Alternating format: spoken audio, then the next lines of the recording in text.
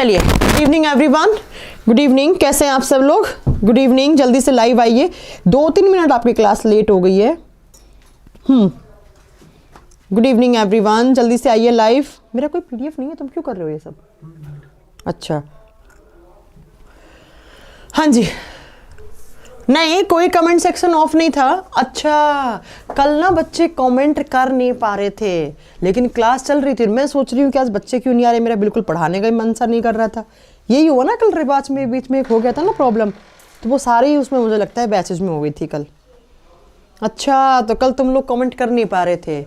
सुनील सिंह, तुम्हारा बेटा यहाँ से नंबर ब्लॉक कर दिया जाता है, क्योंकि तुम हो एक नंबर के बकवास करने वाले बच्चे। तुम्हें डेली की स्पेलिंग नहीं आती, ना तुम्हें रिकॉर्ड की स्पेलिंग आती, लेकिन लिखना है तुम्हें रोज कि डेली रिकॉर्ड क्लास चलती है। कल भी पढ़ा कर गई थी, आज फिर भी पढ़ा रही हूँ। ये कह रहा है कल तो रिकॉर्ड थी। सुनील सिंह बेटा तुम्हारी ऐसी तैसी, तुम जाओ यहाँ से, तुम्हारा नंबर ब्लॉक हो रहा है इस बैच से, और तुम्हें जो करना वो कर लेना, ठीक है? कल क्लास बंद हो गई थी, किसी रीजन की वजह से। कल तुम लोग कमेंट नहीं कर पा रहे थे, इसलिए मुझे लग रहा था कि भाई ये क्या हो गया आज। कल मुझे ऐसा लग रहा था, है ना? कल लाइट चली गई थी बीच में, एक पावर कट हो गया था, क्लास जल्दी जल्दी बंद हो गई थी, बाकी कोई दिक्कत नहीं थी।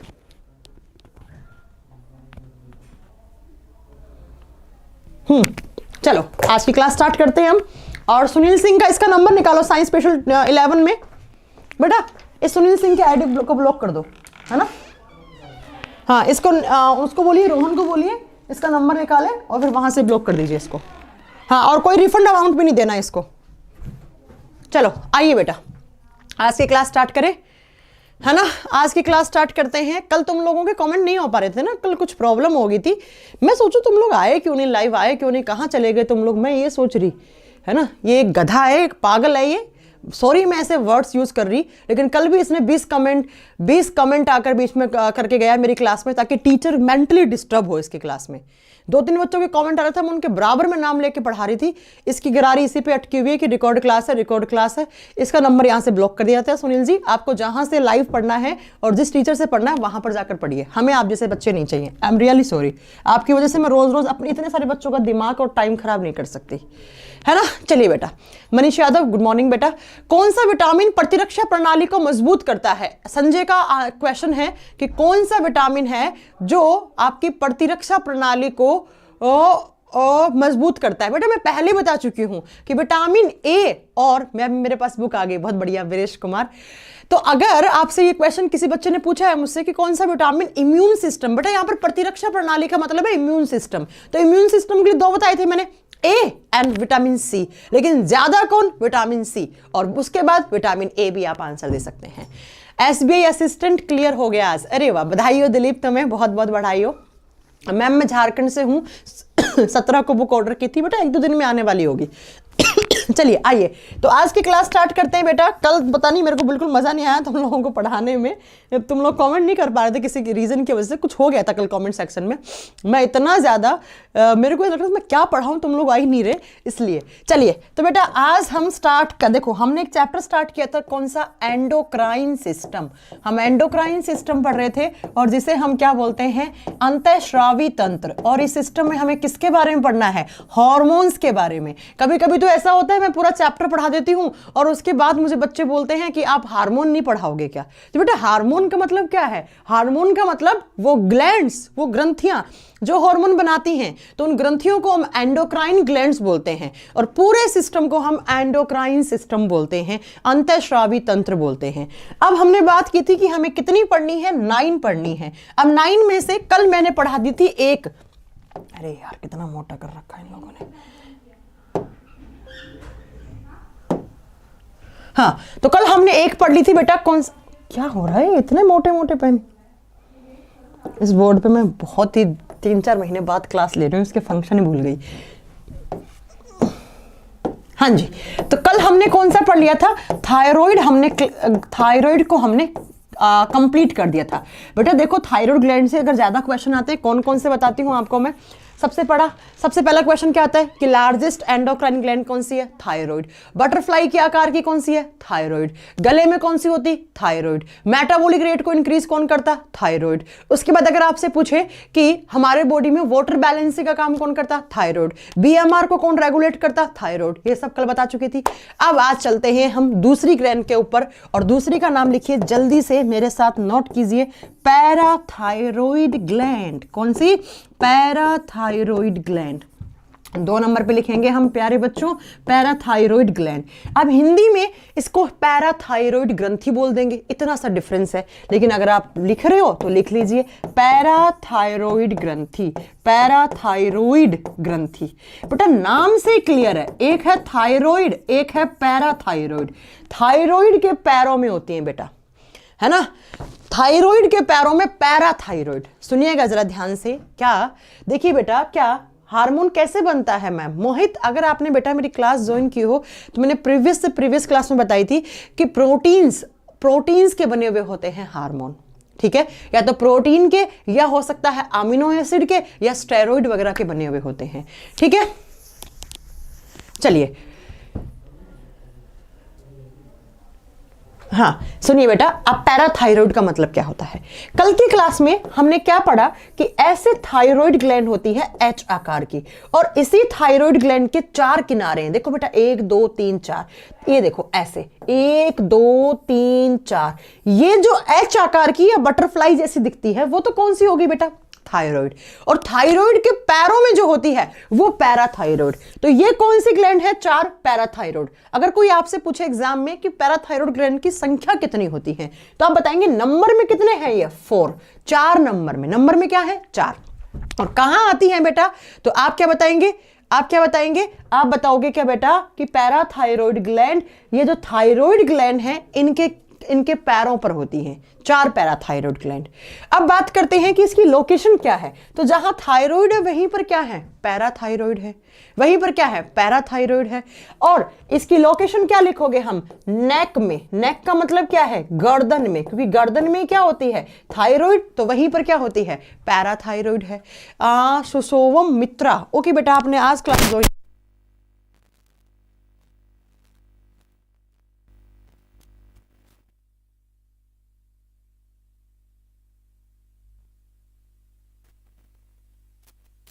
अब बात करते हैं कि इससे कौन सा हार्मोन सिक्रीट होता है।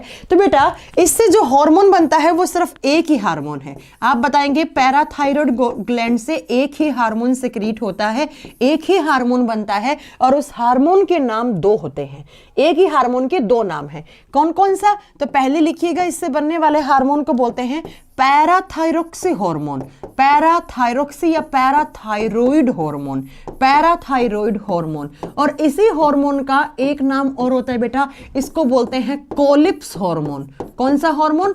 कोलिप्स हार्मोन। और एग्जाम में जब भी आएगा ना, ये पूछेगा आपसे कि पैराथायरॉइड से कौन सा हार्मोन सिक्रीट होता है, तो बेटा वहां पर कभी भी पैराथायरॉइड नाम नहीं आएगा, वहां पर आएगा कोलिप्स हार्मोन। कौन सा? कोलिप्स हार्मोन। तो कोलिप्स नाम के साइंटिस्ट थे जिन्होंने इस हार्मोन के बारे में बताया, इसलिए इस हार्मोन का नाम कोलिप्स हार्मोन पड़ गया है यहां से। अब बात करेंगे ये हार्मोन क्या काम करता है। बच्चों ध्यान से सुनना, ये हार्मोन क्या काम करता है वो इसलिए बता रही हूं ध्यान से सुनने को, क्योंकि एग्जाम में यहां से क्वेश्चन आता है। कल मैंने, अगर आपको याद हो तो मैंने कहा था थायरॉइड ग्लैंड से एक हार्मोन निकलता है, कौन सा? कैल्सिटोनिन, राइट, बताया था, याद है तुम लोगों को कि कैल्सिटोनिन हार्मोन सिक्रीट होता है। किससे होता है? थायरॉइड ग्लैंड से। अब थायरॉइड ग्लैंड से निकलने वाले कैल्सिटोनिन ने क्या किया था बच्चों? उसने किया था कि अगर किसी दिन आपके ब्लड के अंदर कैल्शियम का लेवल क्या हो जाए? ज्यादा हो जाए। आपके खून के अंदर कैल्शियम का लेवल क्या हो जाए? एक्सेस मात्रा में हो जाए, ज्यादा हो जाए। तो कैल्सिटोनिन हार्मोन क्या करता है बेटा? कैल्सिटोनिन हार्मोन इस एक्सेस ब्लड को बोन्स के पास ट्रांसफर कराता है। कहां पर? आपकी हड्डियों के पास। तो क्या मैं इस लैंग्वेज में बोल सकती हूं कि जब हमारी हड्डी के पास कैल्शियम की कमी हो और खून के अंदर कैल्शियम एक्स्ट्रा अमाउंट में है, तो इस एक्स्ट्रा अमाउंट के कैल्शियम को हड्डियों तक कौन लेकर जाता है बेटा? कैल्सिटोनिन। ये कल की क्लास में मैंने बताया था, जो 2% में निकलता है। अब क्यों बता क्योंकि जो काम कैल्सिटोनिन करता है उसका जस्ट अपोजिट काम करता है पैराथायरॉइड हार्मोन। क्या काम करेगा बेटा? ये क्या करेगा, किसी दिन आपकी बोन्स के पास कैल्शियम ज्यादा है, मान लो यहाँ पर एक हड्डी है, ये हड्डी ऐसे है, इस हड्डी के पास कैल्शियम क्या है, ज्यादा है, एक्सेस मात्रा में है, और यहाँ पर आपका ऐसे खून दौड़ रहा है बेटा, ये खून है, और इस खून के अंदर कैल्शियम की क्या हो गई बेटा, कमी हो गई। ब्लड के अंदर जब कैल्शियम की कमी हो, हड्डी के पास कैल्शियम ज्यादा हो, तो बेटा कौन सा हार्मोन निकलेगा? तो मेरे प्यारे बच्चों वहां से पैराथायरॉइड हार्मोन या कोलिप्स हार्मोन निकलेंगे, और ये निकल के क्या करेंगे, जैसे जैसे हार्मोन यहां से जाएगा वैसे वैसे ये हार्मोन अपने साथ किसको लेकर चला जाएगा, कैल्शियम को। तो याद रखिएगा, जब खून में कैल्शियम की कमी हो, हड्डी के पास कैल्शियम ज्यादा हो, तो कौन सा हार्मोन सीक्रेट होता है, parathyroid hormone. Sound problem, sound is not clear, sound, अरे साउंड सही नहीं आ रही है, क्या हो गया? एक बार क्लास चलाकर देखो, वॉइस हो रही है बीच बीच में, आई थिंक कुछ वायर वगैरह हिल रहा है। अच्छा अभी बताना वॉइस सही आ रही है बच्चों प्लीज। अच्छा कहीं मैं इसको हाथ में ले रही हूँ तो हिल विल तो नहीं रहा है यार? तुम लोग ना मेरी स्टूडियो में क्लास नहीं लगाया करो, मुझे बहुत प्रॉब्लम होती है स्टूडियो में। सही हो गया? अच्छा एक बार प्लीज अभी कमेंट करना प्लीज कि अभी ठीक है साउंड, कोई प्रॉब्लम नहीं है, वॉइस प्रॉब्लम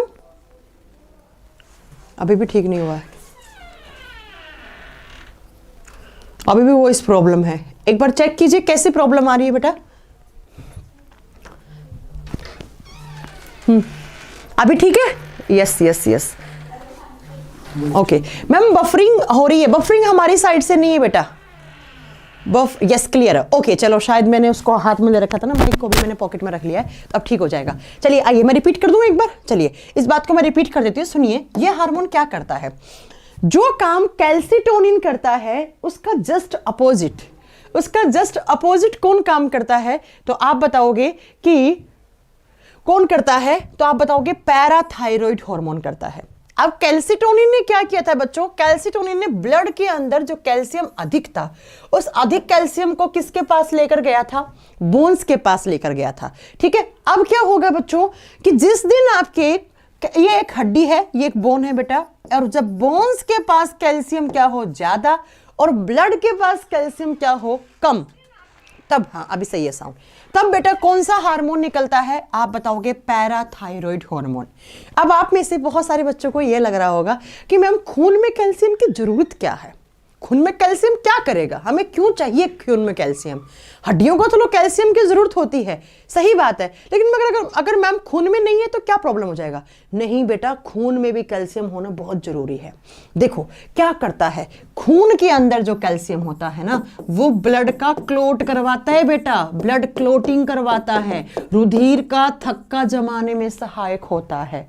अब ब्लड क्लोटिंग क्या होता है, किसी दिन आपको चोट लगी, तो चोट लगने के बाद आपको बहुत सारी ब्लीडिंग होती है, ब्लीडिंग को रोकने के लिए जो प्रोसेस होता है उसको हम ब्लड क्लोटिंग, उसको हम रुधिर का थक्का जमना बोलते हैं। और ब्लड क्लोटिंग में कैल्शियम बहुत ही ज्यादा इंपॉर्टेंट रोल प्ले करता है। जब मैं आपको ब्लड क्लोटिंग पढ़ाऊंगी तो वहां पर बताऊंगी कि ये कैल्शियम क्या काम कर रहा है, इसलिए खून में भी कैल्शियम होना बहुत जरूरी है। आप में से बहुत सारे बच्चों को ये पता होता है कि कैल्शियम बालों में होता है, नाखूनों में होता है, हड्डियों में होता है, दांतों में होता है, लेकिन बहुत सारे बच्चों को ये नहीं पता होता है कि कैल्शियम हमारे ब्लड में भी होता है, कैल्शियम हमारे ब्लड में भी होता है। तो ब्लड में जो कैल्शियम है वो क्या करवाता है, ब्लड का क्लोट करवाता है बेटा। इसलिए अगर हड्डियों के पास ज्यादा कैल्शियम है तो उसे हमें कहां लाकर छोड़ना पड़ेगा, ब्लड में, और वो किसकी हेल्प से आएगा, आप बताएंगे बेटा, एक हार्मोन की हेल्प से। एंड कौन सा hormone, parathyroid hormone, parathyroid hormone.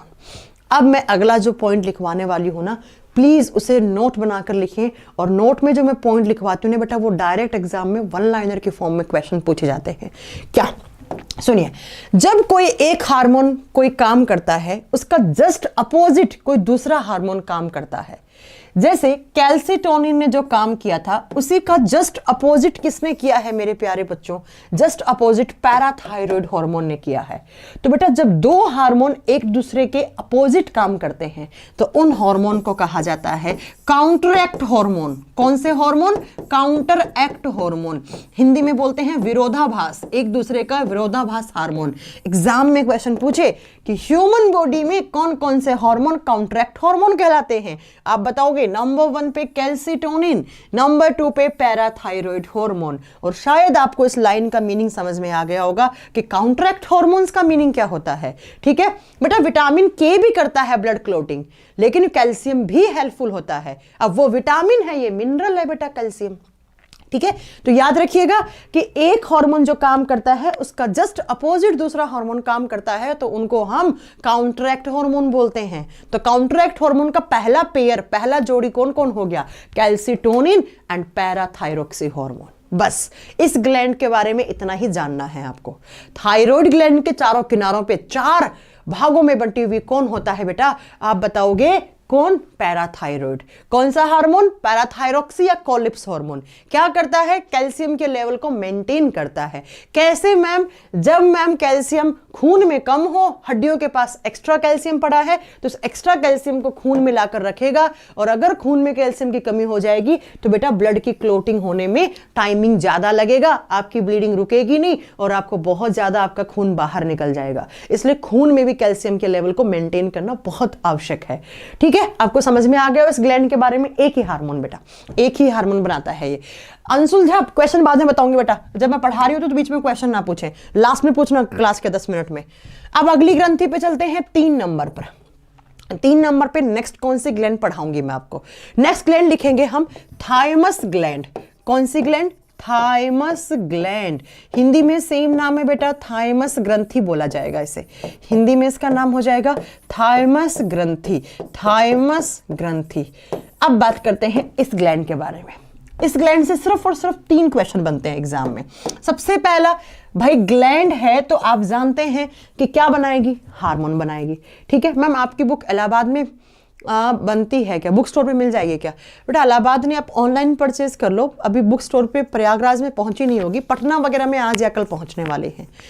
सुनिए आप ध्यान से, क्या थाइमस ग्लैंड की लोकेशन पूछे बेटा, कहां होता है थाइमस ग्लैंड? हमारे चेस्ट में होता है। चेस्ट में, चेस्ट कैविटी या चेस्ट में, छाती में होता है। अब बात करते हैं ये ग्लैंड क्या करती है। ये ग्लैंड बेटा एक हार्मोन बनाती है। भाई ग्रंथि है, हार्मोन तो बनाएगी बनाएगी, कोई नई बात थोड़ी है।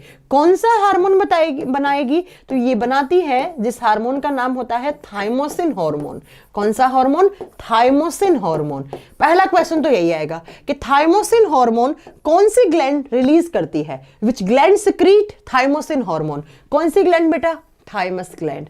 अब ये थाइमोसिन हार्मोन का फंक्शन क्या है? ये क्या वर्क करता है? इसका क्या काम है? क्या काम है? इसके काम को समझने के लिए यहां पर आइए, इस चीज को यहां पर छोड़ दीजिए, यहां पर आइए बेटा। अब इस चीज को मैम हम बहुत दिन से पूछ रहे हैं कि बुक नेम क्या है, आपने बताया नहीं। अच्छा मेरी किताब का नाम क्या है? बेटा मेरी किताब का नाम है बायोलॉजी वॉल्यूम 1। आप फ्लिपकार्ट, अमेजन, कहीं से भी आप डाउनलोड, कहीं से भी आप इसे परचेज कर सकते हैं, बायोलॉजी वॉल्यूम 1। नाराज मत होइए, बता देती हूँ अमरजीत। और अगर आपको पब्लिकेशन से हमारे वेबसाइट से खरीदनी है तो इस वेबसाइट से खरीद लीजिए बेटा, www.timespublication.in, timespublication.in। ये ऑनलाइन है बेटा परचेज करने का। बाकी आप स्नैपडील वगैरह से जहां से भी आप खरीदना चाहे वहां से कर सकते हैं। ठीक है, चलो हो गया। बायोलॉजी वॉल्यूम 1 ये मेरी किताब का नाम है, इस पब्लिकेशन से आप परचेज कर सकते हैं। अब मत पूछिए, अब जब मैं क्लास में पढ़ा रही होती हूँ तब कोशिश करा करें कि आप लोग कमेंट वगैरह थोड़ा कम करें। हाँ, लास्ट में क्लास के 10 मिनट में आप पूछ ले। इससे क्या होता है ना, फिर वो जो कॉन्सेप्ट पढ़ा रहे होते हैं ना, वो मुझे भी पढ़ाने में दिक्कत होगी और आपको पढ़ने में दिक्कत होगी। सुनिए, ये थाइमोसिन हार्मोन क्या काम करता है बेटा? आपको मैं बताती हूँ ये क्या काम करता है। आपका खून है, हाँ जी मैम, खून सब में है। ऐसा कोई आदमी नहीं है, ऐसा कोई प्राणी नहीं है इस धरती पर जिसमें खून नहीं होता है। खून के बिना आप जिंदा ही नहीं रह सकते। क्यों नहीं रह सकते? ये खून किसको ट्रांसपोर्ट करता है? ऑक्सीजन को। तो क्या बिना ऑक्सीजन के सर्वाइव कर जाओगे? नहीं मैम, मर जाएंगे। तो खून है, खून में एक सेल्स होती हैं जिनको हम बोलते हैं WBC, जिनको हम बोलते हैं व्हाइट ब्लड सेल्स, श्वेत रुधिर कोशिकाएं, WBC। अब WBC क्या करती है बेटा? ये मैंने बहुत बार बताया भी है, आज फिर बता रही हूं। WBC इम्यूनिटी बनाने का काम करती है, या फिर WBC is the part of immune system. WBC प्रतिरक्षा तंत्र का भाग होता है। अब ये क्या काम करती है WBC? तो बेटा जो बाहर से इंफेक्शन आते हैं, इंफेक्शन का मतलब क्या होता है? संक्रमण। वो संक्रमण कोई बैक्टीरिया हो सकता है, या कोई संक्रमण आपका जीवाणु या विषाणु या कोई भी माइक्रो ऑर्गेनिज्म हो सकता है। तो जैसे ही मेरे शरीर में कोई बाहर से इंफेक्शन आएगा, उस इंफेक्शन के अगेंस्ट फाइट करेंगी, लड़ाई करेंगी कौन? WBC, और उसे मार देंगी और मेरे को बीमारियों से बचा लेंगी। इसको बोलते हैं इम्यून सिस्टम का पार्ट। या नरेश कुमार, आपको डबल साउंड आ रही है तो एक बार लॉग आउट करके लॉग इन कर लीजिए, सही हो जाएगा एप्लीकेशन को। तो इन्फेक्शन के अगेंस्ट कौन फाइट करता है? WBC। White blood cells infection के अगेंस्ट फाइट करती हैं। आपको बात समझ में आ गई। अब WBC में वैसे तो 5 प्रकार की होती है, लेकिन एक प्रकार होता है बेटा WBC का जिसको बोलते हैं हम लिम्फोसाइट। यहां पर सिर्फ इसी की बात करेंगे हम, लिम्फोसाइट, लिम्फोसाइट, ठीक है बेटा। और ये लिम्फोसाइट भी आगे चलकर 2 प्रकार का होता है, B lymphocyte and T lymphocyte. मैंने क्या कहा, ध्यान से सुनना। खून है, खून में एक सेल्स होती है जिनको WBC बोलते हैं, एंड WBC इम्यूनिटी बढ़ाने का काम करती हैं या इंफेक्शन को मारने का काम करती हैं जो बाहर से आते हैं। और WBC का एक प्रकार होता है, एक टाइप है लिम्फोसाइट, और ये लिम्फोसाइट भी क्या करती हैं? इन्फेक्शन को मारने का काम करती हैं। और लिम्फोसाइट 2 टाइप की होती हैं, B lymphocyte and T lymphocyte. अब बेटा होता क्या है, मैं क्या बताना चाह रही हूं?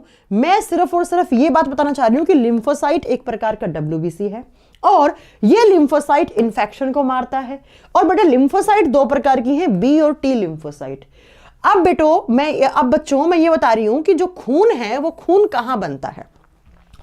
खून हमारे बॉडी में जो ऐसे एक लंबी सी हड्डी है, इस हड्डी के बीच में खोखला सा पार्ट पड़ा है ना बेटा, या यहां पर साइड वाला ये पार्ट है, इसको बोलते हैं हम बोन मैरो। इसे बोलते हैं हम अस्थि मज्जा। क्या बोलते हैं? Bone marrow. हड्डियों के बीच में जो खोखला पार्ट पड़ा हुआ होता है, जो एम्प्टी स्पेस होता है, उसे हम बोन मैरो बोलते हैं। और यहां पर ब्लड का फॉर्मेशन होता है। इस हिस्से में आपका क्या बनता है? ब्लड, खून बनता है।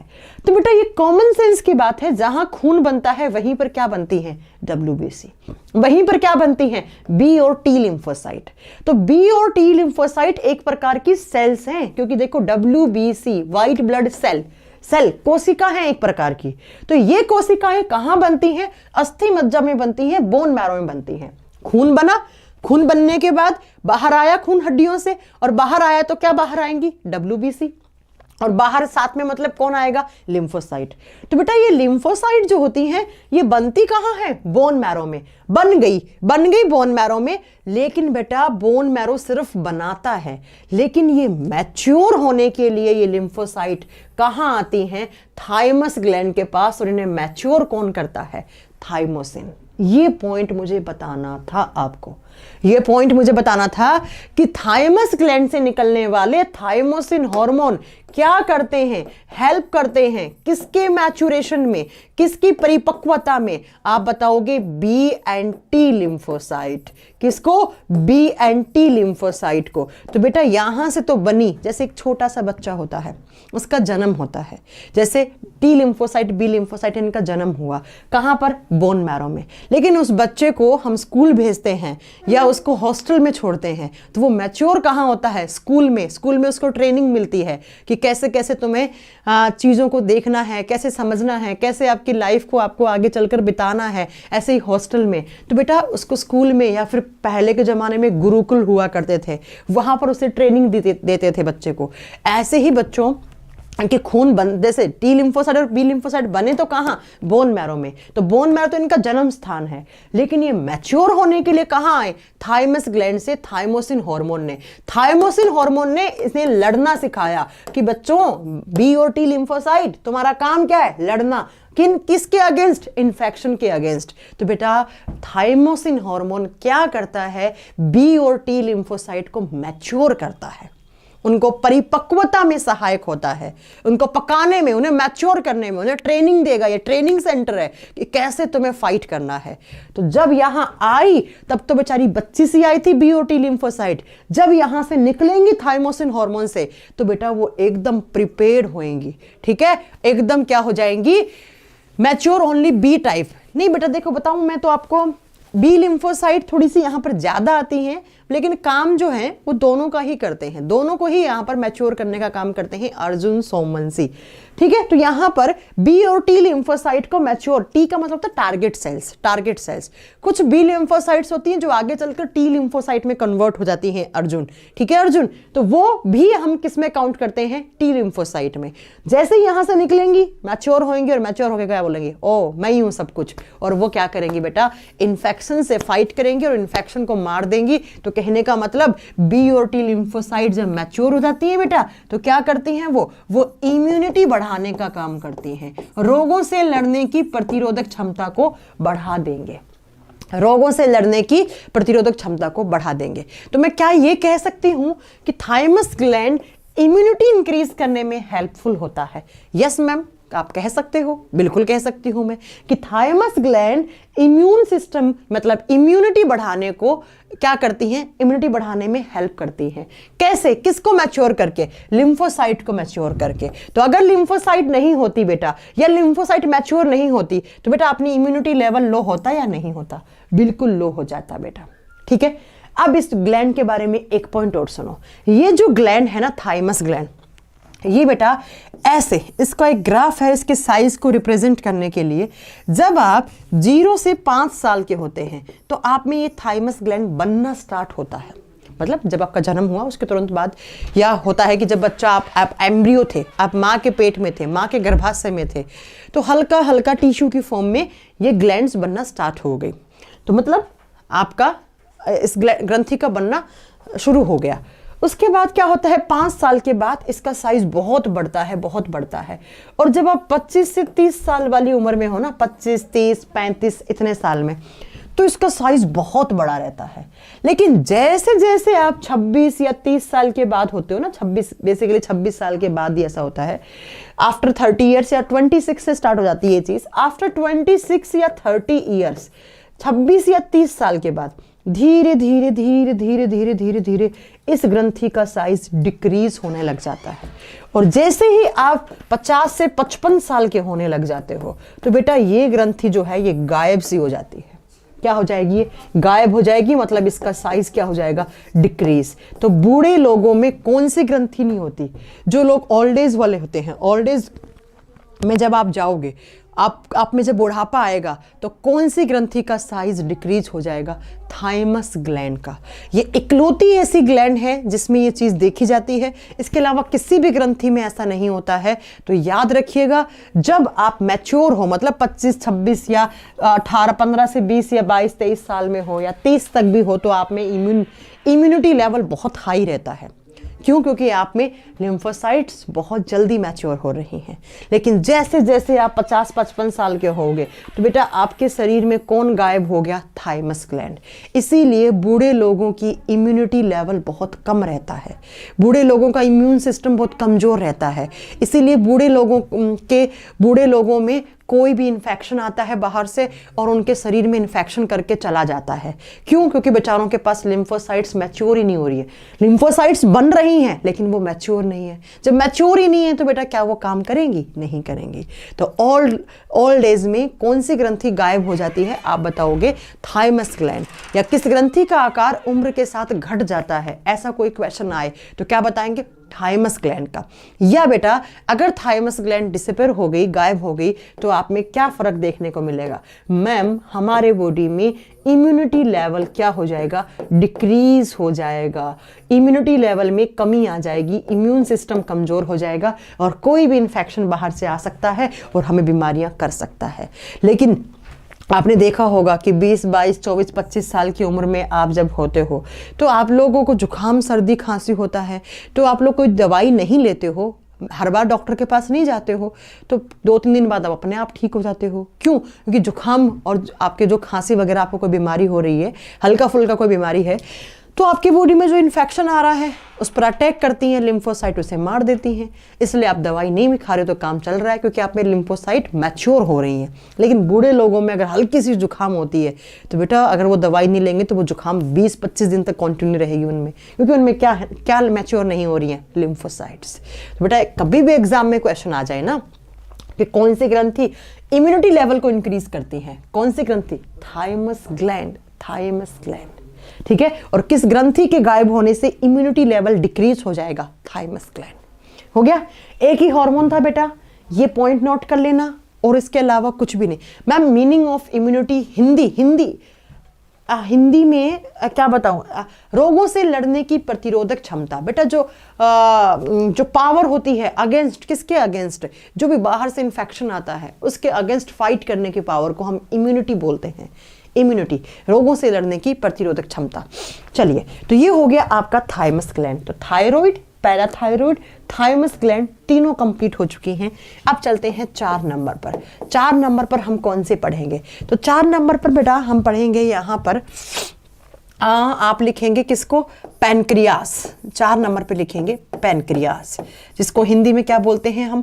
अग्नाशय ग्रंथि। अग्नाशय ग्रंथि, पैनक्रियास। अब इस पैनक्रियास, अग्नाशय, ठीक है। प्रवेश कुमार को बोल रहे हैं हम इस पॉइंट को लिखा दो। अब बेटा लिखाने की क्या जरूरत है, तुम खुद से नोट्स बना लो, नोट्स मिलते तो हैं। मैम क्या बोला है? अनामिका, मुझे थोड़ा सा आपका दिखा नहीं। एक लिख रहा है जंग रोधक इम्यूनिटी। ये कहाँ से पढ़ लिया आपने? जंग रोधक इम्यूनिटी क्या होता है? जंग रोधक सीमेंट होती है बेटा, जंग लोहे पे लगता है। मुकेश तुम कुछ भी बोल रहे हो? हाँ, चलिए आइएगा नेक्स्ट, पैनक्रियास। जब हम पैनक्रियास की बात करते हैं तो कुछ पॉइंट लिखवा रही हूँ, इसको अच्छे से नोट करना बेटा। एक कह रहा सबसे बड़ी WBC, अभी नहीं, हम बताएंगे आपको कि मोनोसाइट सबसे बड़ी होती है, लिम्फोसाइट सबसे छोटी होती है, ठीक है, वो बाद में पढ़ेंगे, अभी नहीं। सुनिए आप ध्यान से, पैनक्रियास के बारे में जब हम बात करेंगे तो क्या बात करेंगे? बहुत ही ज़्यादा क्वेश्चंस बनते हैं इस ग्रंथि से, ध्यान से सुनिएगा। क्या क्या? देखिए बेटा, पैनक्रियास की जब बात करती हूँ ना, मैंने आपको एक बात बताई थी कि जो ग्लैंड्स होती हैं ना, उनका मीनिंग क्या है? ग्लैंड्स का मतलब होता है कोई भी ऐसा ऑर्गन का ग्रुप, या कोई भी ऐसा ऑर्गन या कोई भी ऐसा यहाँ पर ऐसा ऑर्गन है जो क्या सिक्रीट कर रहा हो, जो कोई केमिकल चीज सिक्रीट करे, कोई रासायनिक चीज बनाए। जैसे रासायनिक चीज क्या क्या होती है बेटा? जूस हो सकता है, जूस के बाद यहाँ पर कोई हार्मोन हो सकता है, या हार्मोन के बाद और क्या हो सकता है? कोई एंजाइम हो सकता है। तो ये क्या होते हैं? ये केमिकल्स होते हैं, हमारे बॉडी में सिक्रीट होते हैं। ये कभी कभी क्या होता है, इस जूस में ही एंजाइम होते हैं। तो ऐसा कोई भी ऑर्गन, जो ऑर्गन या तो जूस बनाए, या कोई हार्मोन बनाए, या कोई एंजाइम बनाए, उसे हम ग्लैंड ग्रंथि बोलते हैं। दूसरे पॉइंट में मैंने बताया कि जो जूस और एंजाइम बनाएंगे, या तो जूस के अंदर एंजाइम ही है, या कभी कभी जूस अकेला भी हो सकता है। तो जो जूस और एंजाइम बनाते हैं उनको हम बोलते हैं एक्सोक्राइन ग्लैंड। क्या बोलते हैं हम? एक्सोक्राइन ग्लैंड, या बहिस्रावी ग्रंथि। जो जूस और एंजाइम बनाएंगे वो बहिस्रावी, और अपने से बाहर श्राव दे देते हैं। बही का मतलब होता है बाहर, हिंदी में लिखते हैं हम बहिस्रावी, बहिस्रावी। और जो हार्मोन बनाती हैं वो क्या होती हैं बेटा? एंडोक्राइन ग्लैंड होती हैं। अब मैं ये क्यों बता रही हूँ? क्योंकि बेटा जो नेक्स्ट लाइन बोलने वाली हूँ वो पैनक्रियास से रिलेट करनी है आपको। जिसको ऐसा कोई भी ग्लैंड जो क्या बनाए बच्चों, जो जूस और एंजाइम बनाएगी वो एक्सोक्राइन हो जाएगी, जो हार्मोन बनाएगी वो एंडोक्राइन हो जाएगी। लेकिन लेकिन लेकिन ऐसी कोई भी ग्लैंड जो जूस भी बनाए, जिस जूस के अंदर एंजाइम भी हो और जो हार्मोन भी बनाए, उसको कहा जाता है मिक्स्ड ग्लैंड। उसको कहा जाता है मिक्स्ड। मिक्स्ड का मतलब क्या होता है?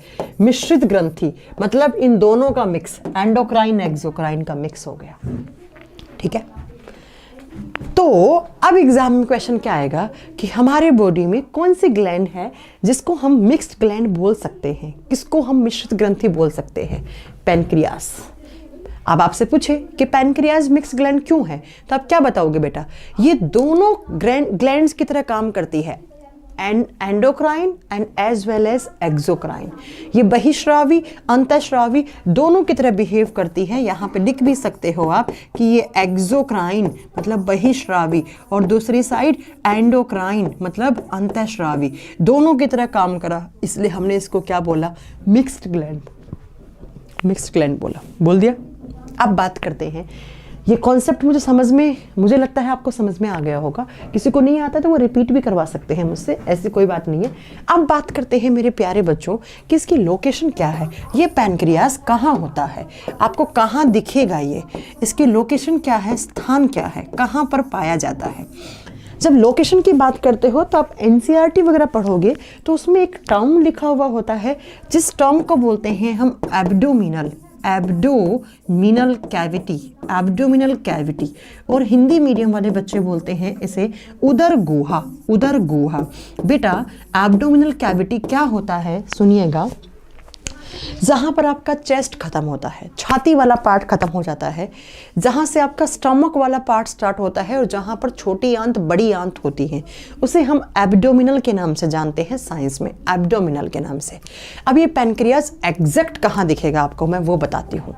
देखिए ऐसे आपका स्टमक होता है, ये आपका पेट है, पेट जहाँ खत्म होता है वहाँ से आपका स्मॉल इंटेस्टाइन ऐसे स्टार्ट होता है, छोटी आंत ऐसे शुरू हो जाती है वहाँ से, और स्मॉल इंटेस्टाइन का ये वाला पार्ट जो है यहाँ पर ऐसे लीफ के जैसे, पेड़ का एक पत्ता देखा है आपने, पेड़ का पत्ता, वैसे ही यहाँ पर आपका एक ऑर्गन होता है, जिस ऑर्गन को हम क्या बोलते हैं?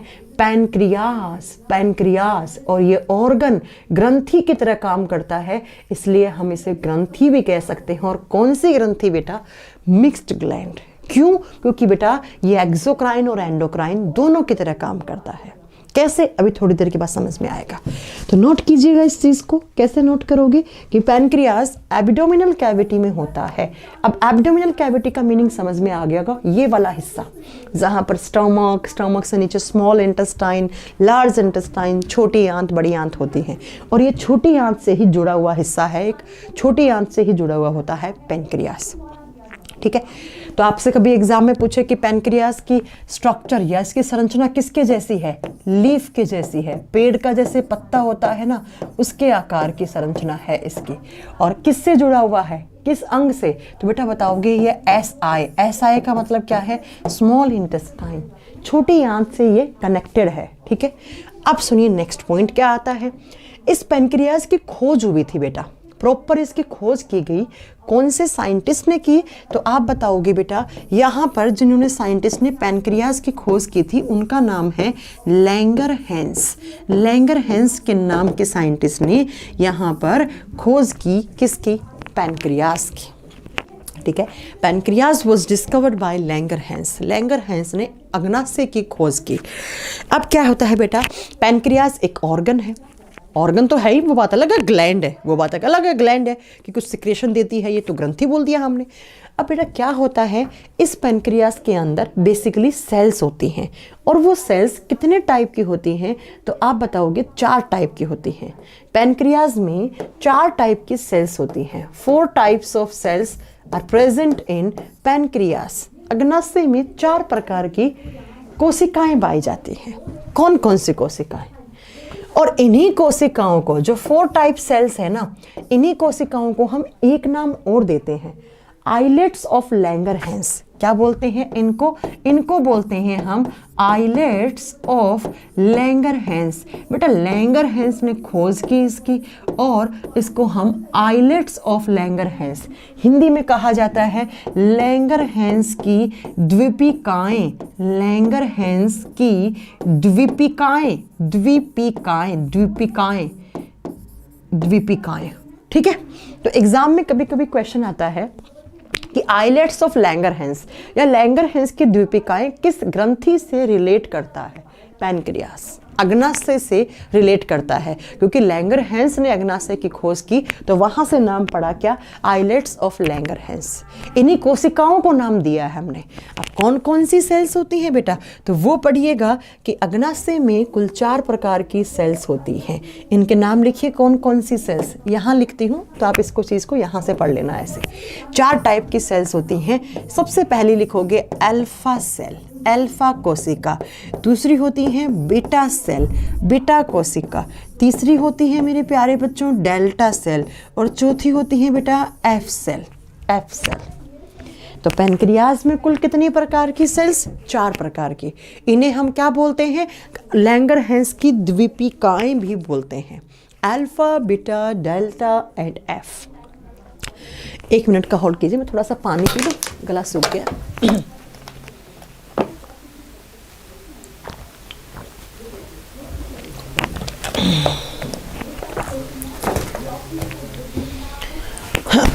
Alpha, beta, delta and F cell. अब बेटा एग्जाम में क्वेश्चन आता है कि पैनक्रियाज में सबसे अधिक मात्रा में कौन सी सेल्स होती हैं? आप बताओगे? अब बताओगे कि पैनक्रियाज में सबसे ज़्यादा बीटा सेल्स होती हैं। ऐसा कहा जाता है अप्रोक्स 90% में तो बीटा ही सेल्स होती हैं, बीटा सेल्स ही होती हैं। ठीक है, तो याद रखिएगा पैनक्रियाज में सबसे अधिक मात्रा में, मैक्सिमम अमाउंट में कौन सी सेल्स होती हैं? बीटा सेल्स होती हैं। अब मैं जो नेक्स्ट पॉइंट पढ़ाने वाली हूँ उसको ध्यान से सुनिएगा। Alpha cell, beta cell, delta cell, ये ऊपर की जो 3 है ना बेटा, कौन कौन सी? Alpha, beta and delta. ये तीनों बनाती हैं हार्मोन। ये क्या सिक्रीट करती हैं? ये हार्मोन सिक्रीट करती हैं। और आप जानते हैं हार्मोन बनाने वाली ग्रंथियों को हम क्या बोलते हैं? Endocrine gland. एंडोक्राइन का मतलब होता है बहिश्रावी ग्रंथि, बहिश्रावी, जो अपना श्राव अपने से बाहर दे दें डक्ट के थ्रू, पढ़ा चुकी हूँ।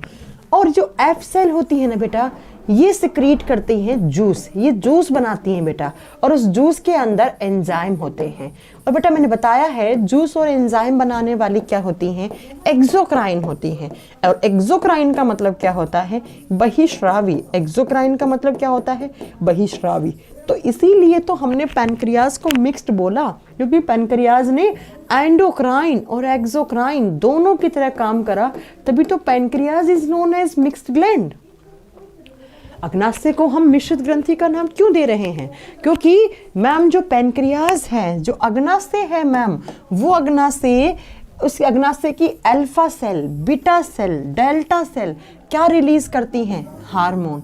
तीनों एक हार्मोन नहीं करेंगी, तीनों अलग अलग हार्मोन। अभी बताएंगे हम, इस पॉइंट पे आएंगे हम कि तीनों कौन कौन से हार्मोन सिक्रीट करती हैं।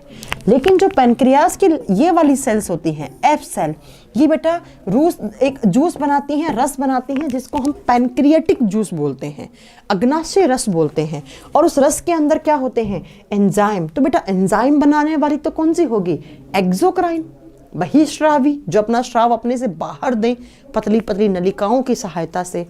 तो बेटा इसीलिए हमने पैनक्रियाज को बोला है मिक्स्ड ग्लैंड, मिश्रित ग्रंथि। ठीक है, समझ में आ गई हो कितनी बात? तो पैनक्रियाज के अंदर 4 टाइप्स की आइलेट्स होती हैं। पहला अल्फा, दूसरा बीटा, तीसरा डेल्टा, चौथा एफ सेल। अब हम पढ़ेंगे कि अल्फा कौन सा हार्मोन रिलीज करती है, बीटा कौन सा हार्मोन रिलीज करती है एंड डेल्टा कौन सा हार्मोन रिलीज करती है। फिर उन हार्मोन की फंक्शंस क्या हैं और अगर वो हार्मोन कम बने तो क्या हो जाएगा। ये सारे एग्जाम में क्वेश्चन आते हैं। तो सबसे पहले नीचे लिखेंगे हम वापस से बीटा सेल, वापस से नोट करेंगे हम क्या? Beta cell. अब देखते हैं ये बीटा सेल कौन सा हार्मोन रिलीज करती है। बीटा सेल 1 नंबर पे लिखेंगे बीटा सेल। नंबरिंग दे दो या ना भी दो तो भी चलेगा नंबरिंग।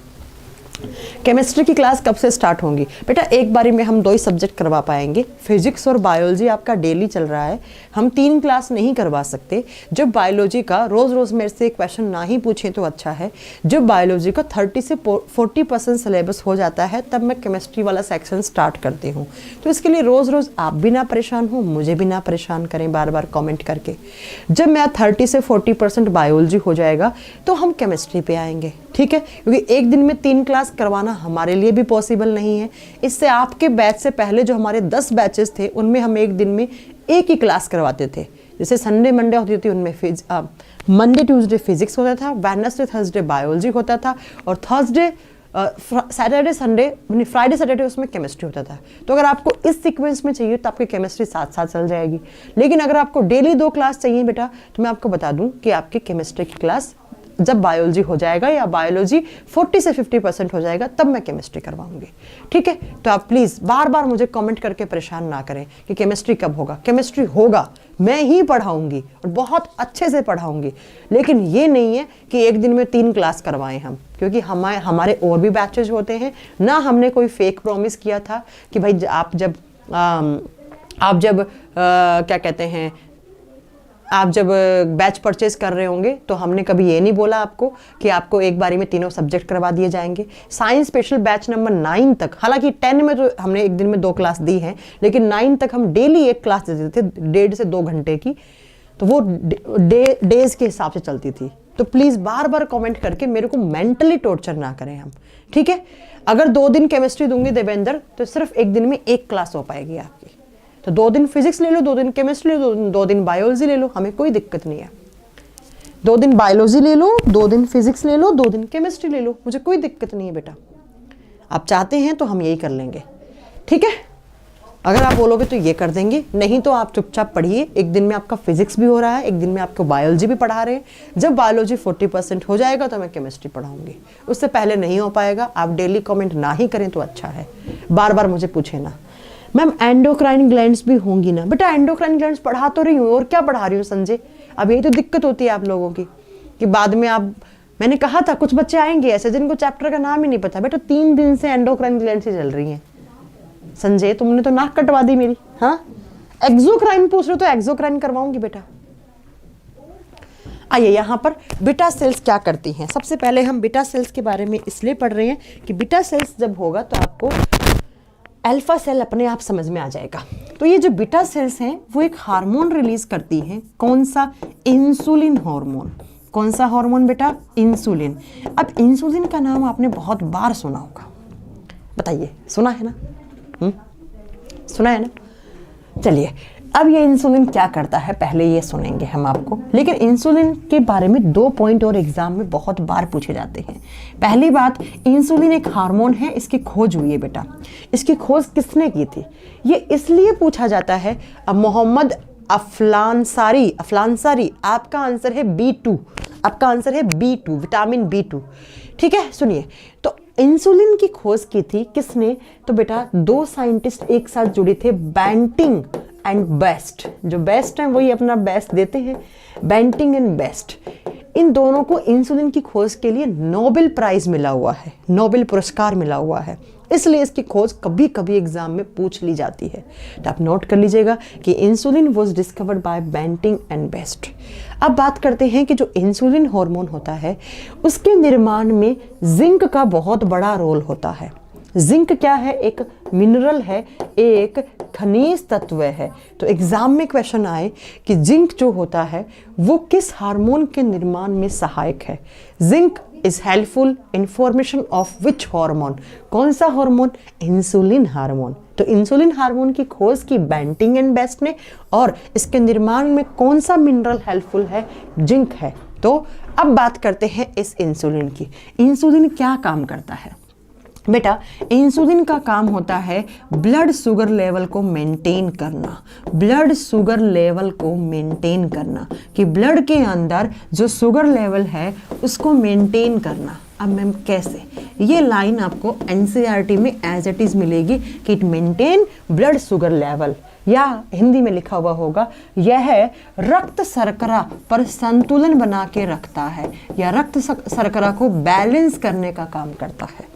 अब इस लाइन का मीनिंग क्या है, ठीक है, इस लाइन का मीनिंग क्या है सुनिएगा। सबसे पहले तो ब्लड शुगर, बेटा ह्यूमन न्यूट्रिशन का चैप्टर करवाया था और वहाँ पर साफ चिल्ला के पढ़ाया था कि ब्लड शुगर हमारे बॉडी में किस फॉर्म में होती है। शुगर, ब्लड शुगर, खून की शुगर हम किसको बोलते हैं? मैम आपने बताया था ग्लूकोज को। अब बता दो बताया था या नहीं बताया था? ओके, मोहम्मद अफजल अंसारी आपने एक साथ लिख रखा है इसलिए मेरे को थोड़ा सा नाम पढ़ने में प्रॉब्लम हो रही थी। अब आपका नाम पता लग गया है, थैंक यू वेरी मच। आगे से हम आपको अफजल अंसारी के नाम से ही पुकारेंगे यहाँ पर। चलिए जल्दी बताइए, मैंने ये बात बताई थी ना कि ब्लड शुगर हम किसको बोलते हैं? I am waiting for your answer.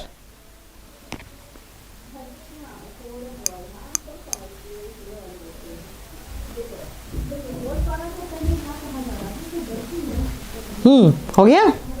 Okay ma'am, yes ma'am, yes ma'am, ठीक है, thank you so much Anshul. तो ब्लड शुगर किस फॉर्म में होती है? ग्लूकोज की फॉर्म में। तो बेटा जब कभी आपकी ब्लड शुगर ज़्यादा हो जाए, जब कभी ग्लूकोज की मात्रा क्या हो जाए, ज़्यादा हो जाए, एक्सेस हो जाए, तो क्या होता है बेटा, एक हार्मोन निकलता है, कौन सा? Insulin hormone. और ये जो ग्लूकोज है जो एक्सेस मात्रा में है, इस ग्लूकोज को कन्वर्ट करता है इंसुलिन हार्मोन किसकी फॉर्म में? ग्लाइकोजन की फॉर्म में। ग्लाइकोजन की फॉर्म में। किसकी फॉर्म में? ग्लाइकोजन की फॉर्म में। तो मैंने क्या बोला? मैंने कहा कि जब हमारे ब्लड के अंदर ग्लूकोज की मात्रा ज़्यादा हो जाए, तो बेटा जब ज़्यादा ग्लूकोज हो जाता है तो वहाँ पर एक हार्मोन निकलता है, कौन सा हार्मोन? Insulin hormone. और वो हार्मोन क्या करता है?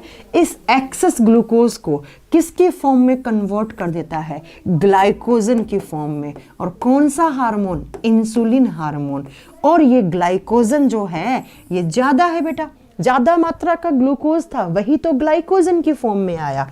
और एक बात आज अपने दिमाग में, अपनी खोपड़ी में बैठा लो कि जब भी कभी कोई चीज़ एक्सेस अमाउंट में हो तो वो स्टोर होने के लिए जाती है किसके पास? आपके लीवर के पास, आपके यकृत के पास, जिगर के पास, यकृत के पास। ठीक है, याद हो गया मैंने क्या कहा? जब कभी हमारे बॉडी में ग्लूकोज की मात्रा अधिक होती है तो उस ग्लूकोज को ग्लाइकोजन के फॉर्म में कन्वर्ट करता है कौन सा हार्मोन? Insulin hormone. और ये ग्लाइकोजन को स्टोर कौन करता है? लीवर। लीवर। पॉइंट समझ में आ गया? इस हिसाब से आपके बॉडी में जो शुगर लेवल है उसको मेंटेन करने का काम करता है कौन सा हार्मोन? आप बताओगे इंसुलिन हार्मोन। समझ में आ गई मेरी पॉइंट? अब बेटा सुनिएगा नेक्स्ट पॉइंट मेरा ध्यान से कि जब आपके ब्लड के अंदर ग्लूकोज ज़्यादा है, मैंने क्या बोला यहाँ पर देखो, जब आपके ब्लड के अंदर शुगर लेवल क्या हो? शुगर लेवल ज़्यादा हो तो बेटा इसको नाम दिया जाता है हाइपरग्लाइसेमिया। ये कभी कभी आ जाता है हाइपरग्लाइसेमिया। एग्जाम में पूछ ले what is the meaning of hyperglycaemia. Hyperglycaemia में किसकी मात्रा अधिक होती है? आप क्या बताओगे? ब्लड शुगर की। और ब्लड शुगर का मतलब क्या है? ग्लूकोज की। समझ में आ गया? तो इंसुलिन कब निकलता है? किस स्टेज में निकलता है बताइए जरा, किस स्टेज में? जब आप हाइपरग्लाइसेमिया स्टेज में हैं तब इंसुलिन निकलता है। क्या आपको मेरा पॉइंट क्लियर हुआ? ब्लड में शर्कराओं की मात्रा को अधिक होना हाइपरग्लाइसेमिया कहा जाता है। ठीक है बच्चा, अब मैं नेक्स्ट पॉइंट क्या बोलने वाली हूँ। मान लो मेरा पैनक्रियास है, मेरी अग्नाशय ग्रंथि है, वो ढंग से काम नहीं कर रही है। और तो ढंग से जब मेरा पैनक्रियास काम नहीं करेगा तो मेरे बॉडी में इंसुलिन भी नहीं बनेगा। यस मैम, इंसुलिन भी सिक्रीट नहीं होगा।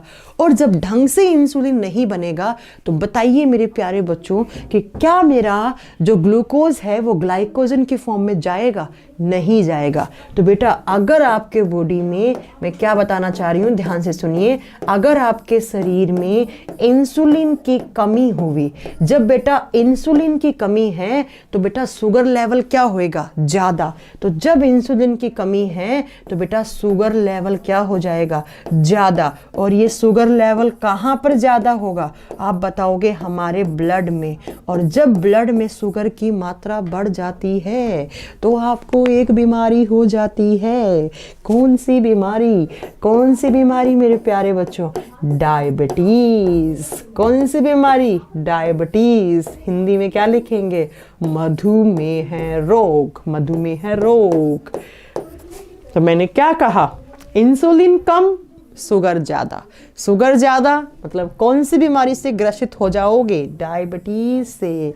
तो इंसुलिन हार्मोन की कमी से, बुक्स में लिखा हुआ होता है, इंसुलिन हार्मोन की कमी से हाइपरग्लाइसेमिया हो जाता है। सही तो लिखा, सही तो लिखा। मैम ये थायराइड के बैक में होती है क्या, बेटा थायराइड होता है यहाँ, पैनक्रियाज होता है यहाँ, तो यहाँ से यहाँ कहाँ बैक, कहाँ कहाँ से पढ़ के आते हो तुम लोग, पिट जाओगे मेरे से। हो गया। तो इंसुलिन की कमी से शुगर लेवल ज़्यादा और डायबिटीज़ जैसी बीमारी हो जाएगी आपको। अब आपको पता है डायबिटीज़ दो टाइप की होती है। डायबिटीज़ मधुमेह रोग दो प्रकार का होता है। अब हम आपको बताते हैं ये दो प्रकार कौन कौन से हैं। तो लिखिए ज़रा, डायबिटीज़, डायबिटीज़, डायबिटीज़ दो प्रकार का है। पहला है बेटा टाइप 1 और दूसरा है बेटा टाइप 2। टाइप 1 एंड टाइप 2 दो प्रकार का डायबिटीज़ होता है। ठीक है, कौन कौन सा, टाइप 1 एंड टाइप 2। देखिए, टाइप 1 वाले डायबिटीज़ को कहा जाता है जुवेनाइल डायबिटीज़, जो बेसिकली बच्चों में देखने को मिलता है। आपने देखा है आजकल 4 साल के बच्चे को डायबिटीज़ हो जाता है, 5 साल के बच्चे को डायबिटीज़ हो जाता है, 8 साल के बच्चे को डायबिटीज़ हो जाता है। देखा होगा ना ये बात। और लोग बोल देते हैं ये तो जेनेटिक है, मतलब माँ बाप से मिला है, इसके माँ बाप को है। तो अंशुल थैंक यू बेटा, पढ़ लो तुम। ठीक है, तो देखिए टाइप 1 वाले को कहा जाता है जुवेनाइल डायबिटीज़। और ये वाला है ना बेटा, ये बेसिकली ना बच्चों में ही देखने को मिलता है। ये वाला चाइल्ड में बेसिकली देखने को मिलता है। जब भी किसी बच्चे में आपको डायबिटीज़ मिले ना, तो आप समझ जाना कि उसमें टाइप 1 वाला डायबिटीज़ हुआ है उसको। अब सुनिए मेरी नेक्स्ट बात, है ना। मोहम्मद अफजल अंसारी, या तो मैं पढ़ा लूँ या आपके जो लाइन से क्वेश्चन आ रहे हैं उनका जवाब दे लूँ। आप बताइए कौन सा काम करें हम। मोहम्मद अफजल अंसारी, आपने एक क्वेश्चन पूछा मैंने आंसर कर दिया, दूसरा पूछा मैंने आंसर कर दिया। तो ये क्या कोई क्वेश्चन आंसर की क्लास चल रही है क्या, या इस क्लास में सिर्फ आप अकेले बैठे हो कि मैं आपके क्वेश्चन का आंसर करने को यहाँ पर बैठी रहूँ। ट्यूशन नहीं है ना, ये होम ट्यूशन नहीं है ना बेटा। ज़रूरी नहीं है ना आपका जो डाउट है वो इतने सारे बच्चों का है। तो बेटा पहले मुझे पढ़ा लेने दीजिए। पढ़ा रही हूँ मैं एंडोक्राइन सिस्टम, डाउट पूछ रहे हो विटामिन के। कहाँ गए थे आप विटामिन वाले चैप्टर में डाउट पूछने के लिए। ठीक है, तो मुझे पढ़ाने दीजिए ना, वरना आप इसके डाउट पूछोगे 2 महीने बाद। तो प्लीज़ इस पे फोकस कीजिए आप। वैसे आपका आंसर B12 है और पढ़ा भी चुकी हूँ मैं, ब्लू विटामिन B12 को बोलते हैं क्योंकि उसमें सियानो कोबालामिन होता है, बता चुकी हूँ मैं, है ना। चलिए, तो जुवेनाइल डायबिटीज़ किसको बोलते हैं, टाइप 1 वाले को। और टाइप 1 बेसिकली किस में देखने को मिलता है, बच्चों में। 2-4 साल, कितने साल के बच्चे में भी हो सकता है। अब इसके अंदर क्या होता है, इस बच्चे में क्यों हुई। बेटा मैंने कहा कि इंसुलिन कौन बनाता है, मैम आपने कहा पैनक्रियाज बनाता है। तो क्या होता है, जिन बच्चों के अंदर ये डायबिटीज़ होता है उन बच्चों का जो पैनक्रियाज होता है ना, पैनक्रियाज है, वो पैनक्रियाज या तो उनका डैमेज हो गया होता है किसी भी रीज़न से, या पैनक्रियाज के अंदर जो सेल्स हैं, और कौन सी सेल्स, बीटा सेल्स हैं, वो प्रॉपर काम नहीं कर रही हैं ढंग से, या इसकी बीटा सेल्स इस बच्चे की डैमेज हो गई हैं, या इस बीटा सेल के अंदर जेनेटिकली कुछ मॉडिफिकेशन हुआ तो वो बच्चे की बीटा सेल्स है प्रॉपर काम नहीं कर रही हैं, या वो बीटा सेल्स में प्रॉपर फंक्शनिंग नहीं हो रही। तो आप समझ सकते हैं कि जब किसी भी बच्चे की पैनक्रियाज अग्नाशय खराब हो जाए या उस बच्चे की अग्नाशय की कोशिकाएं काम ना करें, तो बेटा इतनी बात तो समझ में आ गई होगी, उस बच्चे में क्या नहीं बनेगा, इंसुलिन नहीं बनेगा। और अगर इस बच्चे में इंसुलिन नहीं बना तो बेटा इस बच्चे का शुगर लेवल हमेशा और हमेशा क्या रहेगा, ज़्यादा रहेगा बेटा। क्या रहेगा, ज़्यादा रहेगा। तो इस तरीके से जो डायबिटीज़ पाया जाता है उस डायबिटीज़ को बोलते हैं टाइप 1 डायबिटीज़। ठीक है, टाइप 1 डायबिटीज़। तो टाइप 1 वाले डायबिटीज़ किसी को भी हो सकती है, लेकिन ज़्यादातर बच्चों में देखने को मिलती है। उस बच्चे की सेल्स के जेनेटिकली कुछ ना कुछ चेंज आ चुका होता है या किसी प्रकार का म्यूटेशन या परिवर्तन आ चुका होता है, तो उस बच्चे के अंदर क्या होता है बेटा, उस बच्चे का प्रॉपर पैनक्रियाज अग्नाशय या तो खराब हो चुका होता है या अग्नाशय की कोशिकाएं काम नहीं करती हैं, बीटा सेल्स डैमेज हो चुकी होती हैं या वो प्रॉपर मैच्योर नहीं हो पाती हैं, वो फंक्शन नहीं कर पाती हैं। तो उस बच्चे के अंदर इंसुलिन की कमी होती है और इंसुलिन नहीं बनेगा तो शुगर लेवल क्या होगा, ज़्यादा। तो उस बच्चे को क्या हो जाएगी बेटा, डायबिटीज़ हो जाएगी। फिर उस बच्चे को डॉक्टर कुछ दवाइयाँ देगा जो क्या काम करेगा, शुगर लेवल को मेंटेन करने का काम करेगा। लेकिन अगर वो प्रॉपर दवाई भी नहीं काम करते हैं तो उसके बाद इंसुलिन के इंजेक्शन लगते हैं बेटा। भगवान ना करे आपके फैमिली में किसी को ये बीमारी हो, क्योंकि इंसुलिन के इंजेक्शन एक तो थोड़े कॉस्टली आते हैं, 3-4 हज़ार रुपये का एक इंजेक्शन आता है। फिर ये होता है आज लगना है तो आज ही लगना है, अगर आज नहीं लगाया तो फिर बहुत सारे उसके डीमेरिट भी देखने को मिल सकते हैं। Arjun, yes this is genetic, ये जेनेटिक भी हो सकती है बेटा, ये जेनेटिक भी हो सकती है। मैंने कहा ना, जेनेटिकली उसके सेल्स में कुछ प्रॉब्लम हो गई हो, जेनेटिकली उसके सेल्स के अंदर क्रोमोजोम में कोई म्यूटेशन हो गया हो, कोई जीन में म्यूटेशन हो गया हो, तो टाइप 1 डायबिटीज़ हो सकती है। ठीक है निशा, तो ये जो बच्चा, फिर उस बच्चे को इंसुलिन के इंजेक्शन लगते हैं जो बड़े महंगे भी आते हैं, फिर वो जिंदगी भर इंसुलिन के इंजेक्शन पे सरवाइव करेगा। अब आते हैं हम दूसरा है टाइप 2 वाला डायबिटीज़। ये डायबिटीज़ जो है वो बेटा आपकी लाइफ साइकिल पे डिपेंड करेगा, आपके जीवन चक्र पे, कि आप कैसे रह रहे हैं, आपका क्या दैनिक दिनचर्या है, आप क्या खाने में खा रहे हैं, आप खाने में एक बैलेंस्ड डाइट ले रहे हैं कि नहीं ले रहे हैं। अगर आप शुगर कार्बोहाइड्रेट ज़्यादा ले रहे हैं और आप में शुगर लेवल ज़्यादा आ रहा है तो आपको शुगर लेवल को कम करने की ज़रूरत है।